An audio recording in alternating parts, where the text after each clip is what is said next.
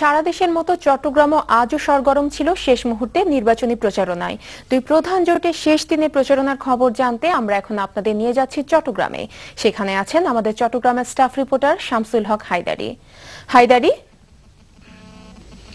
শারমিন, জি, আমি শেষ মুহূর্তের নির্বাচনী অবস্থা জানতে চাচ্ছি।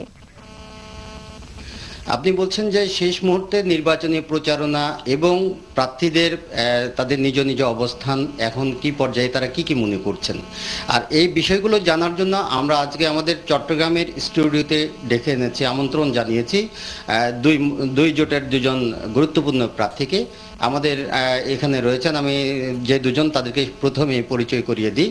আমার ডান পাশে আছেন চট্টগ্রাম ৯ আসন থেকে বিএনপির যুগ্ম মহাসচিব এবং চট্টগ্রাম ৯ আসনের 4 দলীয় জোট প্রার্থী জনাব আব্দুল্লাহ আল নোমান, এবং আমার বাম পাশে আছেন চট্টগ্রাম 5 আসন রাউজান থেকে মহাজোট প্রার্থী জনাব এবিএম ফজলে করিম চৌধুরী। আমি তাদের কাছে জানতে চাইব আজকের এই নির্বাচনী প্রচারণার শেষ দিনে, প্রথমে আমি নোমান সাহেবের কাছে যাচ্ছি। নির্বাচনী প্রচারণার শেষ দিনে আপনারা আপনার নিজের অবস্থান আপনার এলাকায় এবং আপনার দলীয় অবস্থান চট্টগ্রামের 16টি আসনে আপনারা কি প্রত্যাশা করছেন? আমার নিজের যে নির্বাচনী যে আসন, এই আসনে ইনশাআল্লাহ আমি নিশ্চিত বিজয় অর্জন করব বলে আশা রাখছি, কারণ জনগণ ব্যাপকভাবে স্বতঃস্ফূর্তভাবে সাড়া দিয়েছে এবং সাড়া দিচ্ছে। আর সামগ্রিকভাবে চট্টগ্রাম জেলার যে 16টি আসন, এগুলি আসলে জাতীয়তাবাদী শক্তির এক একটি দুর্গ, এক একটা থানা।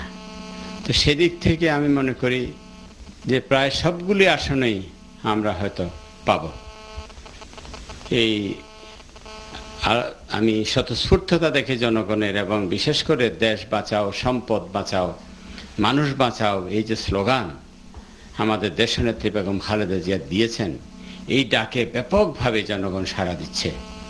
তো এখানে রাজনীতি প্রধান হয়ে গেছে, এখানে ব্যক্তির যোগ্যতা তো আছেই, রাজনীতিও যেহেতু প্রধান, এবং এই রাজনীতি জাতীয় ইস্যুতে, ফলে এই জাতীয় ইস্যুতে আমরা ইনশাআল্লাহ অবশ্যই জিতব।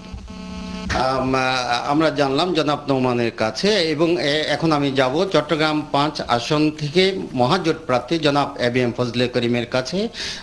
আমি তার কাছেও অভিন্ন প্রশ্ন রাখবো যে নির্বাচনী প্রচারণার শেষ দিনে আপনি আপনার এলাকা, নিজের অবস্থান এবং আপনার মহাজোটের পক্ষে চট্টগ্রামের 16টি আসনের ব্যাপারে আপনারা কি ধারণা করছেন, কি প্রত্যাশা করছেন, এই বিষয়টি।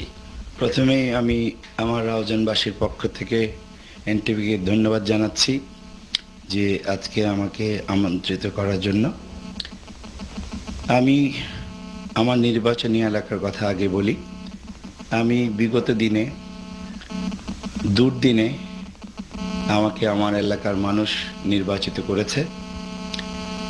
আমরা জননেত্রী শেখ হাসিনার সরকারের সময় বিগত দিনে আমরা প্রচুর 121 কোটি টাকার কাজ করেছি, এবং তারই ধারাবাহিকতাতে আমরা অনেক কাজ আমাদের আছে, করছি, এবং আমি আশা করি যে আমার এলাকার মানুষ।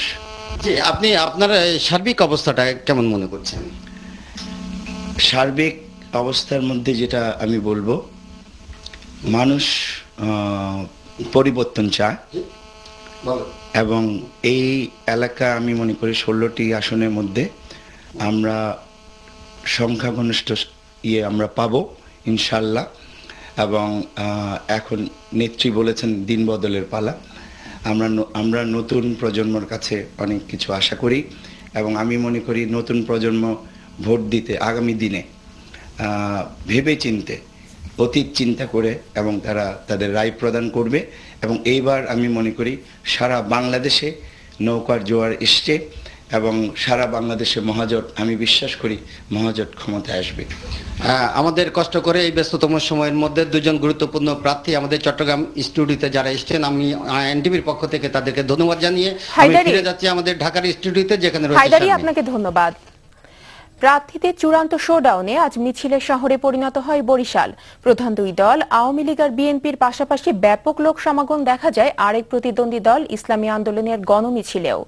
সকাল থেকে সন্ধ্যা উৎসবমুখর আমেজে কাটে নির্বাচনী প্রচারণার শেষ দিন। বরিশাল থেকে স্থানীয় প্রতিনিধি আক্তার